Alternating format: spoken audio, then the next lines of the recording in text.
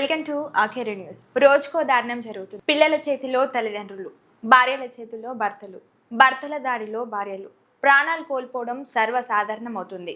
తాజాగా మహబూబాబాద్ పట్టణంలో మరో దారుణ సంఘటన చోటు చేసుకుంది.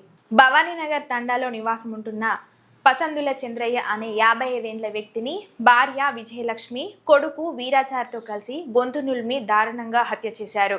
అసలేం జరిగిందో మహబూబాబాద్ టౌన్ సిఐ రఘుపతి రెడ్డి మాటల్లో విన్నాం. మహబూబాబాద్ పట్టణం భవానగర్ తండాలో పసందుల చంద్రయ్య అనే వ్యక్తి చనిపోయి ఉన్నాడు. ఈరోజు ఉదయం సమాచారం రాగానే వాళ్ళ కూతురు స్రవంతి పోలీసు వారికి సమాచారం ఇచ్చిన వెంటనే మేము వచ్చి చూస్తే ఇక్కడ పసందుల చంద్రయ్య ఒక ఇంట్లో ముందు రూమ్ లో చనిపోయి ఉన్నాడు. అతన్ని వాళ్ళ భార్య విజయలక్ష్మి మరియు అతని కొడుకు వీరాచారి మద్యం మత్తులో ఫ్యామిలీ ఇష్యూస్లలో చంపినట్టుగా ప్రాథమికంగా తెలుస్తుంది. ఈ విషయం మీద కేసు నమోదు చేసుకుని దర్యాప్తు చేస్తారు.